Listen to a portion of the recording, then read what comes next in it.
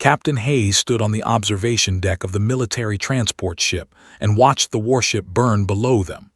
Pieces of metal fell like burning rain across the dark space, and felt nothing but a cold anger that burned inside his chest. 2 hours ago, he had sent 23 soldiers into that facility. Only 11 came back alive. The Empire had been conquering human colonies for 5 years. Their technology was advanced, their soldiers were strong, and their weapons seemed unstoppable. But humans had something the aliens did not expect. Humans knew how to be clever. Humans knew how to sacrifice. Humans knew how to fight dirty when they had no other choice. Was not the tallest soldier or the strongest. He was not the officer in the command center. He was simply a man who understood that the only way to win against a superior enemy was to break their rules and fight in ways they could not predict. The assault on the research station had been his idea. The military council said it was impossible. The station was too well protected. The aliens were too strong, but knew that humans had one advantage that no amount of alien technology could overcome. Humans were willing to die to protect what they loved. Humans would walk into certain death if it meant saving others. When received the message that the mission was successful, he allowed himself one moment of relief. Then he thought about the faces of the soldiers who would never see their families again. He thought about Officer David Lincoln, who died holding back 3 soldiers so his team could escape. He thought about Specialist Parker, who gave his own oxygen supply to an injured soldier, even though it meant he would not survive the journey back. These were the things the Empire would never understand about humanity. General found still standing at the observation window. The general was old and tired, but he moved with the confidence of someone who had seen many wars. He placed a hand on shoulder and said nothing for a long moment. "Command wants to see you in an hour," finally said. "The delegation has sent a request for peace negotiations. They want to discuss terms of surrender." Turned away from the window, he looked at with surprise in his eyes. They did not surrender. They did not stop. They only conquered or destroyed. "They are confused," explained. "They have never faced tactics like ours. They believe you are a military genius or a madman. Either way, they respect what you did today." When entered the negotiation chamber, he saw 3 tall aliens standing behind a transparent barrier. They were humanoid but much larger and more muscular than humans. Their skin was blue-gray, and their eyes were completely black with no visible pupils. They wore uniforms that seemed to be made of liquid metal. A translator device converted their speech into human language. The lead, who introduced himself as ambassador, began speaking immediately. "Your victory was unexpected. Your tactics were unorthodox and illogical. This suggests your species has qualities we have not fully understood." Said nothing, he simply waited. "We propose a treaty," continued. "But first, there is a tradition among our people. When one warrior defeats another in combat or in battle, the victor has the right to claim a prize. This prize can be weapons, technology, currency, knowledge, or a member of the losing nation's family." General moved closer to. "This is a trick," he whispered. "Do not accept any prize from them. It could be a bomb or a spy." But understood the tradition. In human wars, soldiers had often claimed spoils from their enemies. This was not different. Gestured to a small figure standing behind the soldiers. Had not noticed her until this moment.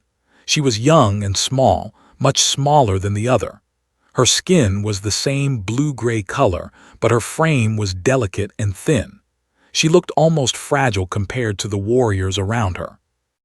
"This is Princess," said. "Youngest daughter of the Emperor, she is of royal blood. She is a valuable prize." The other soldiers moved slightly away from the princess, and noticed they did not show her the respect they showed each other. They looked at her with something like shame. "Why offer her?" asked. Made a sound that might have been laughter. "She is the weakest of our bloodline. She lacks strength. She has no combat ability. She cannot control minds like our warriors can. By your people's standards, she should be valuable. By ours, she is nearly useless. This is why we offer her. She is an acceptable loss and a valuable prize at the same time." The princess looked up with fear in her eyes. She was beautiful in a way that was different from human beauty. Her face was angular and smooth. Her eyes held intelligence and sadness mixed together. General spoke quickly. "We can claim military technology instead. We can take weapons or advanced computers. This is a better prize." But was still looking at the princess. He saw her small hands shaking slightly. He saw how her shoulders were pulled inward, trying to make herself even smaller. He saw something in her that reminded him of the young soldiers under his command, the ones who were afraid but brave anyway. "I claim the princess," said. The entire room went silent. General's face turned red with anger. The soldiers looked at each other with confusion. His black eyes narrowed. "You choose a female who has no value," said slowly. "This is illogical. This does not make sense." "It does not have to make sense to you," replied. The ambassador studied for a long moment. "Perhaps your people are even more illogical than we believed, or perhaps you are far more clever than we understand. Either way, the tradition is honored. The princess is yours. What will you do with her?" Did not answer. He did not know what he would do with her. He only knew that when he looked at this young princess who was considered weak and useless by her own people, he saw something valuable. He saw a life that deserved to be protected. He saw a person who needed to know that someone thought she was worth saving. As the guards led Princess toward, she kept her eyes down. She did not look at him. She did not show anger or fear or hope. She simply accepted her new fate the way a soldier accepts an order. Made a decision in that moment. He would show her something her own people had never shown her. He would show her that being different was not the same as being weak. He would show her that there was value in qualities the Empire did not understand. He would show her what humans meant by honor and care and protection. But first, he had to get her safely away from this place and onto a human ship where no one would try to use her as a weapon or a bargaining chip. He had to keep her alive, and somehow, he had to help her understand that she was not a prize at all. She was a person. That was the beginning of something neither nor could have predicted. Neither of them understood that in choosing the weakest princess, had made a choice that would echo through 2 galaxies and change the course of history itself. Princess sat on the bed in the small cabin and did not move for hours. The guards had left her alone after gave his orders. She waited for him to come and hurt her or demand things from her. She waited for the pain to begin, but the pain did not come. Instead, a woman named Carol brought her food and clean clothes. Carol was kind but professional. She did not speak much. She simply placed water and food on the table and nodded before leaving the cabin. Did not eat. She did not understand what was happening. She had been taught her entire life that humans were primitive creatures who could not control their emotions. They were violent and unpredictable. They should be feared or destroyed. The next morning came to see her. He was dressed in simple clothes, not military uniform. He looked tired and his eyes were sad. He sat down on a chair and left a large space between himself and the princess. "Can you understand my language?" he asked. Nodded slowly. Her education had included human languages because the military believed in knowing the communication methods of potential enemies. "Good," said. "I want you to know that you are not a prisoner here. You are not a slave. You have a safe room to stay in. You have food and water. You can move around the ship, but I will ask you to stay close to the residential areas." Did not understand. She looked with confusion in her eyes. "What do you want from me?" she asked. Her voice was soft and quiet, like she was afraid the words themselves might break. "I do not want anything from you," said. "All humans want something," said. "This is what we are taught. Humans want power. Humans want to dominate. Humans cannot control their desires." Nodded slowly. "Some humans are like that. Some humans are selfish and cruel, but not all humans. I do not want to dominate you. I do not want to hurt you. I want you to be safe." Y asked. Did not have a good answer. He simply said, because you deserve to be safe. Over the next several days, something began to change between them. Realized that was not violent.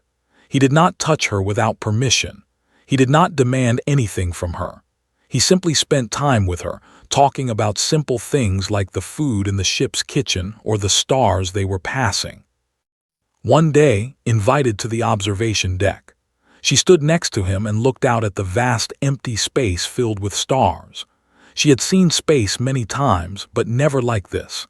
Never from this perspective where the stars seemed to go on forever and human ships seemed so small. It is beautiful, she said. Yes, agreed. It is. Sometimes I think about how small we really are. A soldier might be stronger than me. Your technology might be more advanced than ours. But when you look at the universe like this, none of that seems important anymore. Looked at with new eyes, she began to ask him questions about humanity. She asked about his family and his childhood, told her about growing up on a human colony near the edge of settled space. He told her about his mother who was a teacher and his father who was a farmer. He told her about his sister who wanted to be a doctor and become a healer. Your family is small, observed. Yes, said. Most human families are small, 1 or 2 children. We invest a lot of care into our children. The Empire has thousands of soldiers created in laboratories every year, said. They are strong. They are ready for combat. They need nothing else. That must be lonely, said. Looked at him with surprise. No one had ever suggested that her life was lonely. She had been surrounded by soldiers and guards and members of the imperial family her entire life, but was right. She had always felt alone. As weeks passed, began to trust more.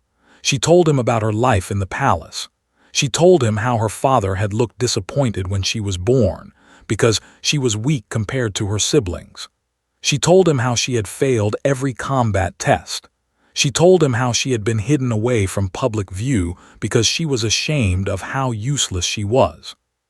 You are not useless, said firmly. You are intelligent. You understand things that other people do not. You have value.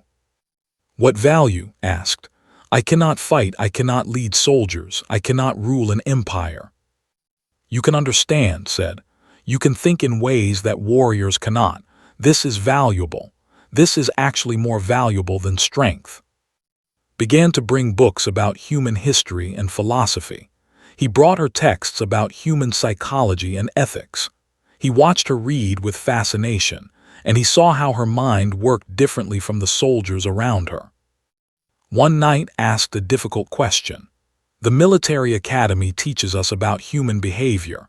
We are told that humans are unpredictable and emotional. We are told that this makes them weak. But I have studied the patterns of human warfare, and I see something different. What do you see? Asked. I see that humans fight harder when they are fighting to protect someone they love. I see that humans take more risks when they believe in what they are fighting for. I see that human soldiers are willing to die for each other. This is not weakness. This is a strength that comes from emotion, not despite it. Nodded. You understand something that most commanders have never understood. Humans are dangerous because we care about things. We care about our families and our friends. We care about justice and freedom. These things make us strong. Moved closer too. She was no longer afraid. She had realized that he was not like the soldiers she had known her entire life. He did not measure worth by physical strength or combat ability. He measured worth by kindness and understanding. I have something to tell you, said quietly. Something that puts both our peoples in danger. I have been studying human psychology for years. I have been trying to understand why human soldiers are so difficult to control and conquer. My research has helped the military develop new strategies. Waited for her to continue. I have realized something, continued. The Empire is developing a weapon designed specifically to break human will and human spirit. This weapon targets the human instinct to protect children and those who are vulnerable. If this weapon is used, humans will lose their greatest strength. Felt his blood turn cold. When? He asked. Soon, said. Within months. My father plans to deploy this weapon against the human colonies. It will be unstoppable because it turns human compassion into a weapon against them. Looked at this young alien princess who had been considered weak by her entire civilization. In this moment, he understood why his instinct had told him to choose her. She saw things that others could not see. She understood the deep truths about people that most soldiers never learned. He understood that choosing the weakest princess was the strongest decision he could have made, sat in the darkness of his quarters and stared at the wall. The information had given him burned in his mind like a fire that would not go out, a weapon designed to turn human compassion against humanity itself. It was exactly the kind of horrible thing the Empire would create. He could go to General right now and tell him everything. He could present this information to the command center. Human scientists could begin work on a defense immediately. The attack could be stopped before it began. Billions of lives could be saved. But there was a problem that twisted Inside's stomach like a knife. If he revealed this information, everyone would ask where it came from. They would know immediately that had told him. They would understand that she had betrayed her own empire to save humanity. The Empire did not forgive traitors. The punishment for betrayal was not death. Death would be kind compared to what they did to traitors. Had read the interrogation reports from captured soldiers.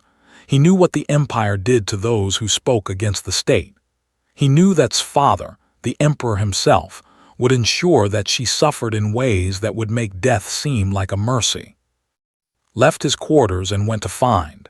She was in the ship's library, reading a book about human philosophy. She looked up when he entered, and she knew immediately that something had changed. "You are afraid," she said. It was not a question. "Yes," said. He sat down across from her. "If I tell the military about the weapon, they will ask how I know about it. They will realize that you told me. Your people will find out that you betrayed them. Do you understand what that means?" Nodded slowly. She had known this was coming. She had known the price of her decision when she chose to tell the truth. "My father will order my execution," she said quietly. "He will make it public. He will make it slow. He will want all the people to see what happens to those who side with the enemy." "I will not let that happen," said. "You cannot stop it," replied. "You are one human on one ship. My father commands billions of soldiers." Felt anger rise inside him, but he pushed it down. Anger would not help. What he needed was a plan. What he needed was a way to save and save humanity at the same time. "What if we do not reveal you as the source?" asked.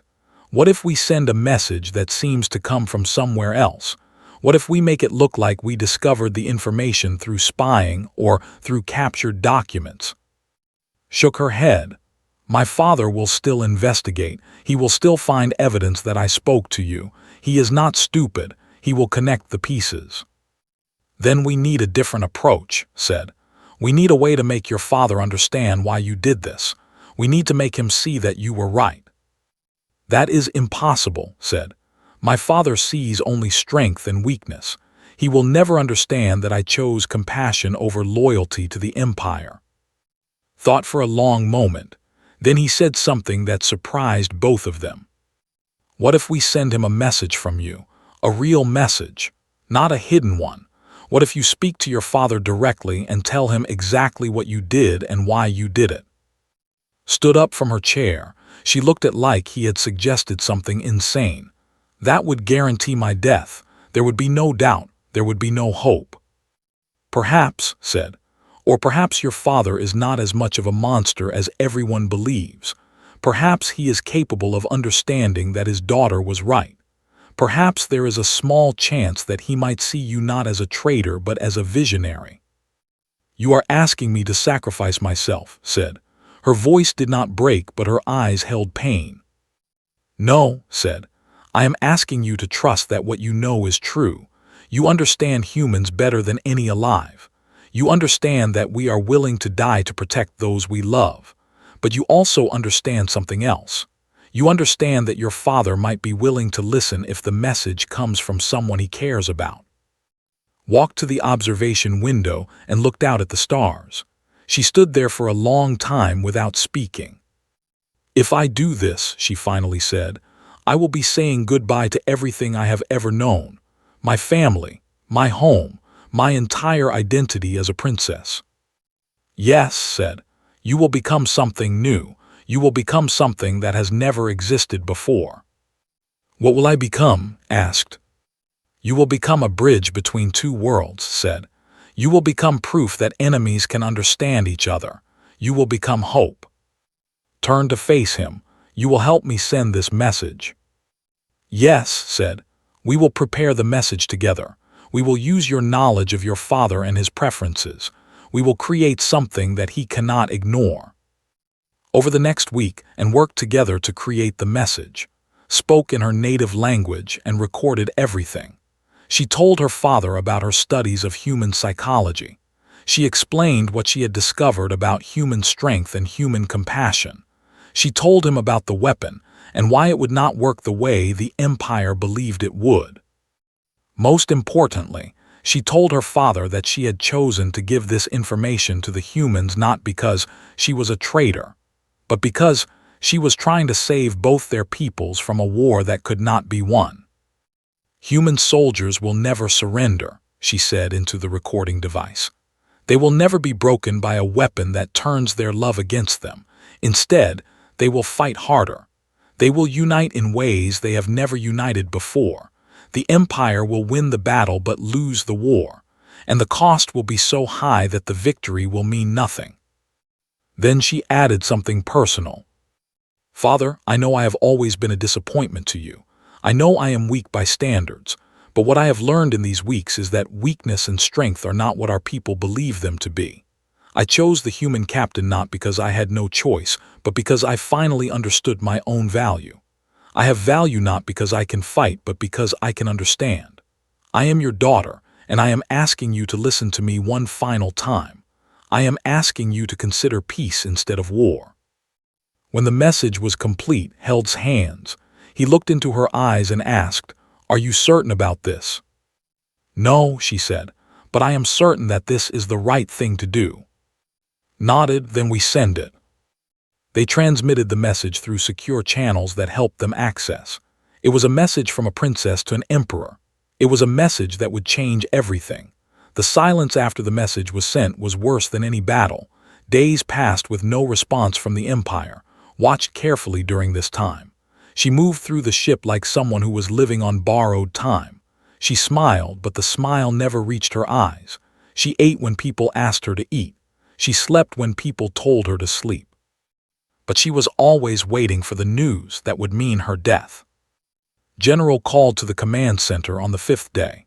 When arrived, he found the general looking at data displays showing massive fleet movements. "The forces have stopped their assault preparations," said without preamble. "They have halted all advance toward human territories. They have ordered their military to stand down from attack readiness." Felt his heart stop in his chest. "And the Emperor?" he asked. "No official response yet," said, "but there is activity in the government. There are meetings happening at the highest levels.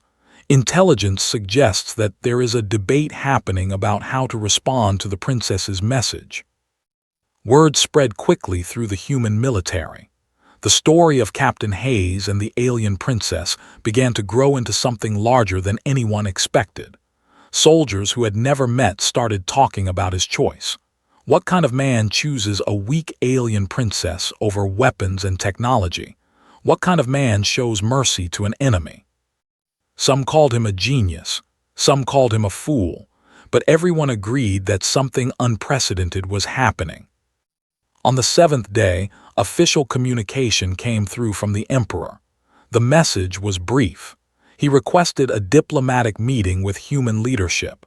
He wanted to discuss terms not of surrender, but of peace and mutual understanding. The military command was shocked. This was beyond anything they had expected. Did not seek peace, conquered or they destroyed. There was no middle ground in their philosophy. But understood what had happened. The emperor had listened to his daughter. He had understood her message. And despite everything, he had chosen to listen to her wisdom instead of following the path that all the generals expected him to follow. General came to find in his quarters. The general looked older now, worn down by the events of the past weeks. "The diplomats are asking for advice," said. "They want to know what kind of terms we should propose. They want to know what might make the emperor trust us." "Tell them to propose trade agreements first," said immediately. "Not military alliances, not political unions, just the simple exchange of goods and knowledge. Show that humans want to build something with them, not take something from them." Nodded, "That is wise, and the princess, what happens to her now?" "I do not know," said. "That is for her father to decide." A message arrived for 3 days later, brought it to her personally. She opened it with shaking hands, and he watched her face as she read. Her eyes filled with tears, but she did not cry out. She simply sat in silence for a long time. "What does it say?" finally asked. "My father says that he has listened to my words," said slowly. "He says that I was right about the humans and right about the weapon. He says that the empire has made a choice to step away from conquest and seek a different path." She paused, still reading. "He says that he is proud of me," she continued, and her voice broke on those words. "He says that I am not weak. He says that I have shown more strength than any warrior in the empire by having the courage to speak truth to power." Looked at, and for the first time since she had given him the information about the weapon, she smiled a real smile. "He is pardoning me," she said. "He is making me his official ambassador to humanity. I am to help negotiate the new relationship between our peoples." Pulled her close and did not resist. She allowed herself to rest against him, finally able to believe that she would not die for her choice. The diplomatic meetings began within weeks. The emperor sent official representatives to meet with human leadership. These were not military negotiators but scholars and philosophers, chosen specifically to show that they were serious about seeking understanding rather than dominance. The terms they negotiated were simple but revolutionary. Both species would exchange students and teachers. Both species would share scientific knowledge. Both species would agree not to wage war against the other. In return, trade routes would be opened, and both civilizations would benefit from the exchange of goods and ideas. The news spread through both militaries like wildfire. Human soldiers who had been prepared for a war to the death found themselves laying down their weapons and shaking hands with warriors. Many of these soldiers did not understand what had changed. Some were angry about it, but most were simply relieved. Was given medals and honors by the human government, but he refused to accept them. When pressed to explain why, he simply said that he had done nothing special. He had simply made a choice that anyone could have made. "I saw a person who everyone else said was worthless," he told the gathering of military officials. "I chose to believe that their assessment was wrong. That is not something that deserves honor. That is simply what we should do as humans. We should see value in people that others overlook. We should choose compassion when we have the power to choose cruelty." The military command did not know what to do with a soldier who would not accept glory, but they eventually let him be. Worked as an ambassador, and her job was harder than anyone expected. Many humans were still afraid of. Many were still confused about why their emperor would choose peace over conquest, but moved between the two worlds, always explaining, always helping people understand each other. She wrote papers about human psychology and culture. She gave lectures at military academies on both sides. She became the face of the new relationship between the species. One night and stood together on the observation deck of a new station that had been built as a meeting place for both species. The station hung in space between human and territories, neutral ground where both peoples could gather. "Do you regret your choice?" asked her, giving up your life as a princess. Looked out at the stars. I did not give up anything, she said. I gained everything. I gained a life of meaning. I gained a purpose. I gained someone who believed in me when no one else did. She turned to face. The princess is gone, but what I have become is far more valuable than what I was before. Nodded, he understood what she meant. In choosing the weakest princess, he had not just saved one life. He had changed the course of history itself. And in accepting that choice, had become stronger than any warrior the Empire had ever produced. Captain Hayes had gray streaking through his hair now, and his face carried lines from years of worry and hard work. 10 years had passed since he had chosen Princess as his prize. 10 years since everyone believed he had made the worst decision a human officer could make. He stood in a great hall that had been built to honor the treaty between humans and. The hall was enormous and beautiful, with architecture that combined human and design.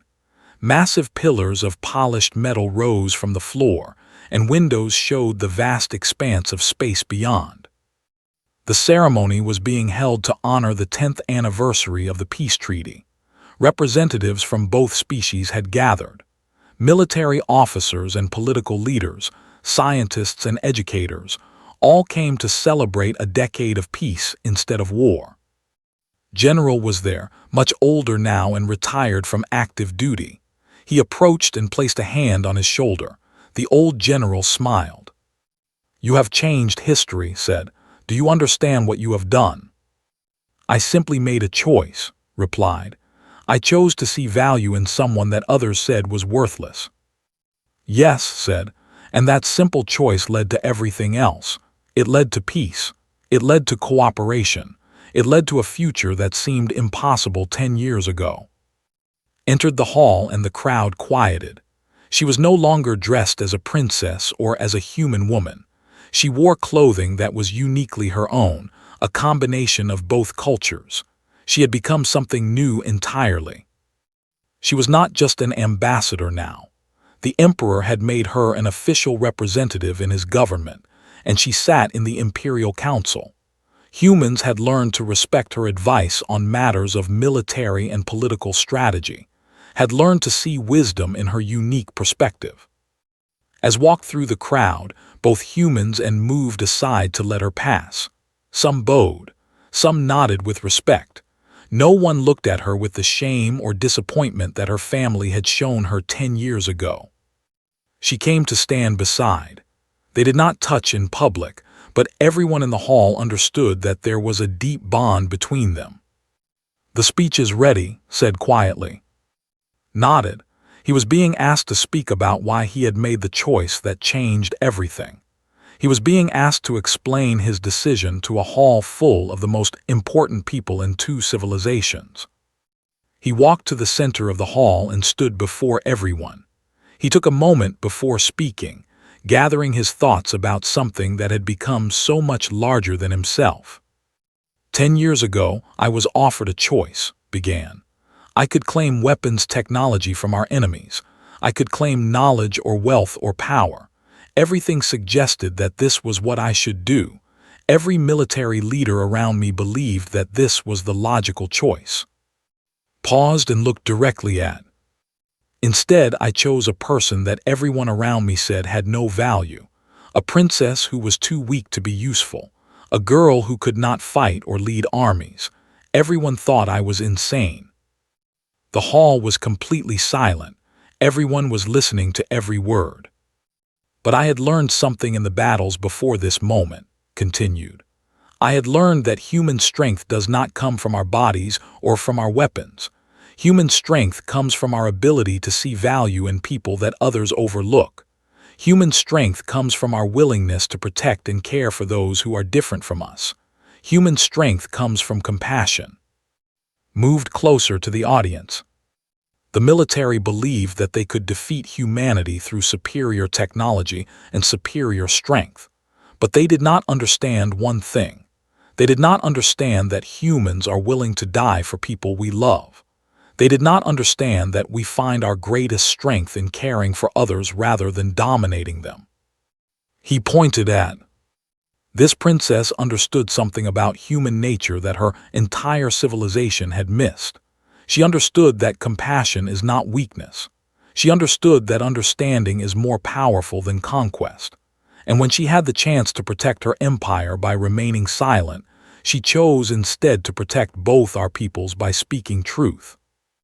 Looked at the military officers in the room, both human and 10 years ago, we stood at the edge of a war that would have killed billions of beings. We stood at a moment where we could choose to continue the path of conquest and domination, or we could choose something different. We could choose to understand each other. We could choose to work together instead of destroying each other. He took a breath. I chose to look at a person and see her value. She chose to risk everything to help two civilizations understand each other. And together, we chose peace instead of war. This is what I believe humans are meant to do. We are meant to see the value in others. We are meant to choose compassion when we have the power to choose cruelty. The hall erupted in applause. Human soldiers stood and clapped. Warriors made a sound of approval that was unique to their species, a low rumbling noise that came from deep inside their chests. Stepped back and took his place at the center of the hall. I was taught my entire life that I was weak, she said, her voice clear and steady.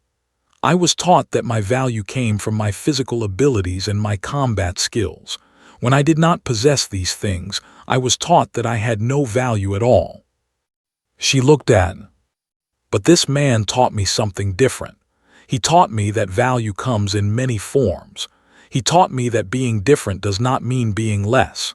He taught me that emotions and understanding are not weaknesses but strengths. Turned to address the entire hall. The Empire has learned a valuable lesson. We have learned that conquest leads only to more conquest. We have learned that domination creates only more resistance, but cooperation creates understanding. Working together creates prosperity. These are not weak values. These are the strongest values a civilization can possess. She paused and smiled. My father asked me recently if I regretted my choice to side with humanity. I told him that I have never regretted anything in my life, because my choice led to peace, and it led to me finding my true purpose. After the ceremony, there was a celebration that lasted long into the night. Humans ate together. They shared stories and laughter. They began to understand that despite their differences in appearance and physiology, they were not so different in their hopes and dreams. Late that night, and went to a quiet observation deck.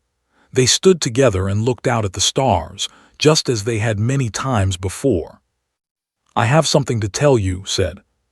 What is it? Asked. I am pregnant, she said. The doctors said it should not be possible. Our biology is too different, but somehow our child is growing inside me. Turned to look at her. He felt joy and wonder and hope all mixed together. A child who is both human and, he said. Yes, confirmed. A child who will belong to both worlds. A child who will prove that enemies can become partners. A child who will represent the future we have built together. Pulled close, and she rested her head on his shoulder. They stood together under the vast expanse of stars, knowing that the child growing inside would become a symbol of hope for both their peoples. In choosing the weakest princess, had made a choice that rippled outward and changed everything. He had chosen compassion over power. He had chosen understanding over domination. He had chosen to see value in someone that everyone else had dismissed.